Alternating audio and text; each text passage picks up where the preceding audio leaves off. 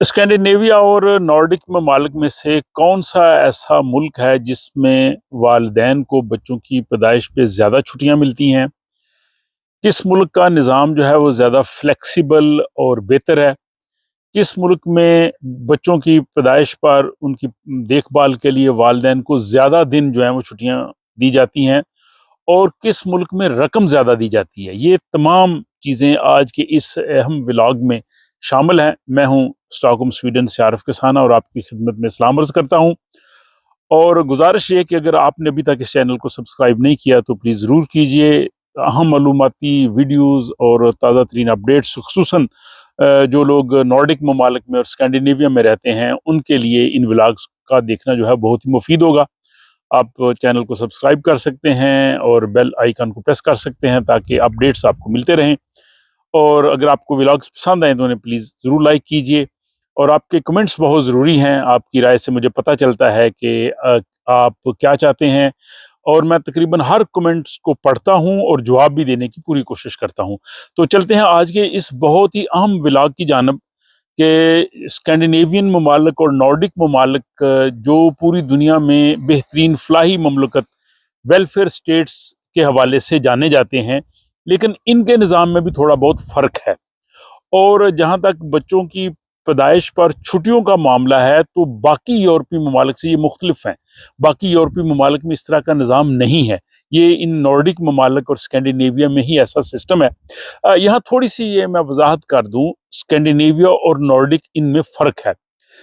जब हम स्कैंडिनेविया की बात करते हैं तो हम 3 मुल्कों की बात करते हैं, डेनमार्क, स्वीडन और नॉर्वे की। ये तीनों मुल्क जो हैं वो स्कैंडिनेविया का हिस्सा, इनको स्कैंडिनेवियन ममालिक कहा जाता है।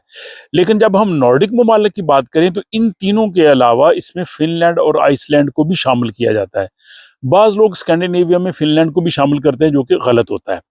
अच्छा, अब हम चलते हैं जो आज का जो मौज़ू है कि इन मुल्कों में जब बच्चे पैदा होते हैं तो बच्चों की पैदाइश के साथ उनके लिए छुट्टियों का इंतज़ाम हुकूमत करती है ताकि आप काम से छुट्टी लें, घर पे रहें और अपने बच्चे की जो है वो परवरिश करें। और इसका आगाज़ जो है वो किस तरह से हुआ था और किस मुल्क का जो सिस्टम है बहुत ही फ़राख़ दिलाना है, फ्लेक्सिबल है। ये तमाम मैंने नोट्स जो है वो तैयार किए हैं ताकि किसी किस्म का गुफ्तगू करते हुए कोई सहव ना हो जाए। तो सबसे पहले हम बात करते हैं कि किस मुल्क ने सबसे पहले ये सिस्टम शुरू किया था इन नॉर्डिक ममालिक में, यानी डेनमार्क, स्वीडन, नॉर्वे, आइसलैंड और फिनलैंड। इन 5 नॉर्डिक ममालिक में से स्वीडन पहला मुल्क था जिसने ये सिस्टम शुरू किया था। और स्वीडन ने 1974 में वालिदैन के लिए 24 हफ्ते की जो छुट्टी विद पे है, इसके बाद वो 24 वीक जो है वो घर में रह सकते हैं। ताहम नॉर्वे ने 1892 में 1892 में खवातीन के लिए, जो खवातीन फैक्ट्री वर्कर्स होती थी, काम करती थी, और जब उनके बच्चे की विलादत का वक्त करीब आता था तो जो वो छुट्टी है वो 6 हफ्ते कर सकती थी, लेकिन उसकी उनको तनख्वाह नहीं मिलती थी। वो बिला तनख्वाह छुट्टी थी। इसके बाद ये जनाब जो मैंने बताया कि स्वीडन ने 1974 में किया, फिर डेनमार्क ने 1984 में और नॉर्वे ने 1987 में ये जो है वो सिलसिला शुरू किया। जब नॉर्वे ने शुरू में, मैंने बताया कि 1982 में जो 6 हफ्ते की छुट्टी शुरू की फैक्ट्री वर्कर्स के लिए और विदाउट पे, तो उस वक़्त स्वीडन और नॉर्वे एक यूनियन में थे, तो इस तरह से दोनों में था।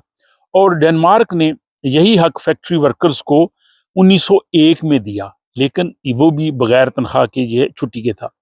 आइसलैंड नॉर्डिक ममालिक में वो पहला मुल्क है जिसने 1946 में 1946 में 14 हफ्ते की जो खवातीन वर्कर्स थीं, जो मुलाजमत करती थी, उनकी छुट्टी तनख्वाह के साथ विद पे ये शुरू की 14 हफ्ते की 1946 में।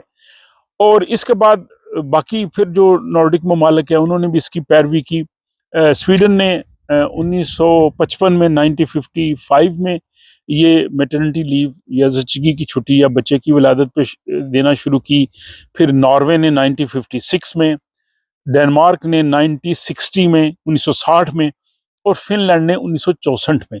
तो यानी तमाम नॉर्डिक ममालिक ने अपने मुल्कों में रहने वाली जो ख़वातीन वर्कर्स हैं, मुलाज़मत करने वाली ख़वातीन हैं, उनके यहाँ जब बच्चे की पैदाइश होती थी तो उनको तनख्वाह के साथ छुट्टी देना शुरू की।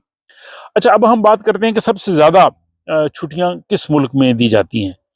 तो इसमें जो है वो सबसे ज़्यादा जो है वो स्वीडन है। स्वीडन का सिस्टम इस वक़्त ज़्यादा बेहतर और जेनरस सिस्टम जो है वो समझा जाता है। स्वीडन में इस वक़्त बच्चे की पैदाइश पर 480 दिन यानी 69 वीक्स जो है वो छुट्टी दी जाती है।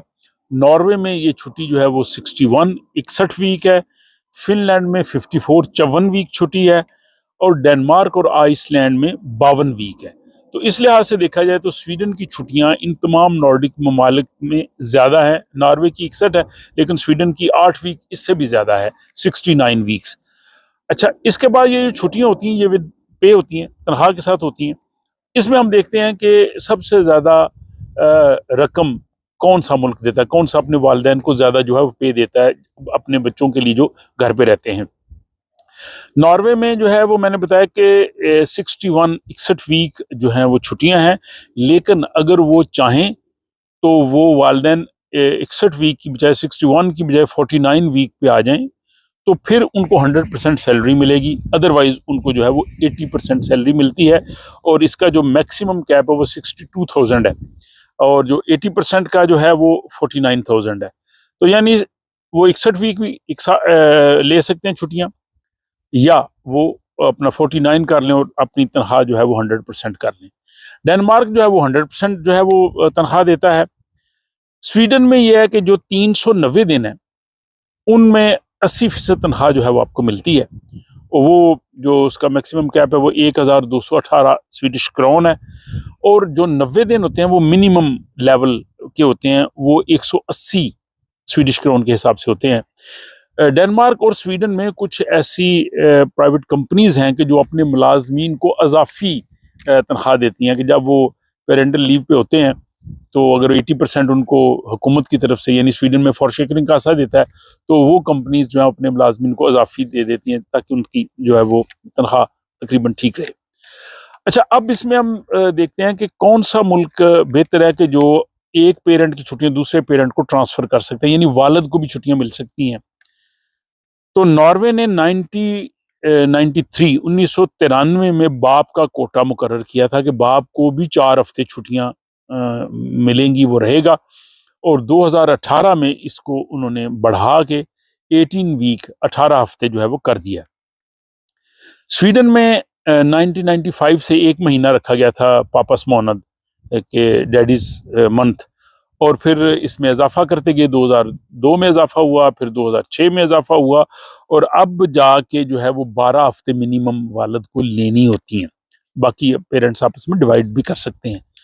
उसके बाद डेनमार्क ने 2022 में 11 हफ्ते जो है वो बाप के लिए रखे हैं और ये उसका उन्होंने असूल ये रखा है, यूज इट और लूज इट, कि आप इसको इस्तेमाल कर लें तो ठीक है, अगर नहीं करेंगे तो आपकी ये छुट्टियां जाया हो जाएंगी।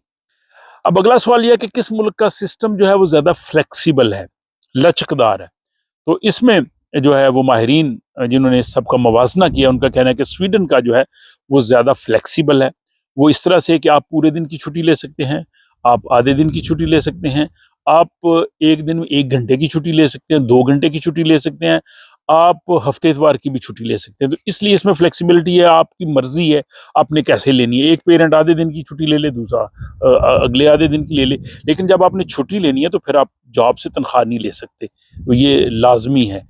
उसके बाद जनाब ये है कि 2014 के बाद जो बच्चे स्वीडन में पैदा हुए हैं उनकी छुट्टियां 12 साल तक आप ले सकते हैं, लेकिन 4 साल की उम्र के बाद सिर्फ आप 96 डेज बचा सकते हैं। वो 96 डेज आप 12 साल की उम्र तक इस्तेमाल कर सकते हैं। डेनमार्क में भी सिस्टम काफ़ी बेहतर है, उसमें भी हाफ डे ले सकते हैं, पार्ट टाइम ले सकते हैं और फुल टाइम ले सकते हैं। तो ये जो है वो उनका सिस्टम भी काफ़ी हद तक जो है वो बेहतर है जब तक बच्चा 9 साल का होता है। और नॉर्वे में आप मुसलसल ले सकते हैं, पीरियड्स के साथ ले सकते हैं, पार्ट टाइम तक ले सकते हैं और 3 साल की ये इसमें जो बच्चे की एज है। तो ये एक मैं समझता हूँ कि बड़ा अहम और मालूमाती व्लॉग है जो बच्चों के हवाले से इन मुल्कों में एक बेहतरीन सिस्टम है। फलाही ममलकत है कि वालिदैन बच्चों को ज़्यादा वक्त दें, बच्चों को पालें। हालांकि स्वीडन में 1 साल की उम्र के बाद यहाँ पे बच्चों को आप वो डे केयर्स में छोड़ सकते हैं। जो फोर स्कूला होता है वहाँ बच्चे पूरा दिन रहते हैं, खेलते हैं, पढ़ते हैं, लेकिन इसके बावजूद ये छुट्टियां रखी गई हैं। हालांकि अगर वो 1 साल तक छुट्टियां दे के इसके बाद कहें जी छुट्टियां नहीं है, जिन लोगों ने काम करना है बच्चे वहां छोड़े, तो वो भी हो सकता है। लेकिन ये देखें कि 12 साल की उम्र तक जो है वो स्वीडन में छुट्टियां ली जा सकती हैं। तो ये इंपॉर्टेंट मालूमात थी मेरे जो नाजरीन हैं इन नॉर्डिक ममालिक में, Sweden, Norway, Denmark, Finland, Iceland में। अगर वो ये व्लॉग देखें, अगर किसी जगह पे मैं कोई चीज़ मिस कर गया हूँ तो वो कमेंट बॉक्स में लिख सकते हैं, ऐड कर सकते हैं, ताकि अगले व्लॉग में मैं उसका जिक्र कर दूंगा। और इस व्लॉग के बारे में अपनी राय का ज़रूर इजहार कीजिए। मैं कमेंट्स आपके पढ़ के उनका जवाब भी देता हूँ। पसंद आए तो लाइक तो ज़रूर करना चाहिए, इतनी तो कंजूसी ज़ाहिर अच्छी नहीं होती। अपना ख्याल रखिएगा और मुझे अगले व्लॉग तक के लिए इजाज़त दीजिए।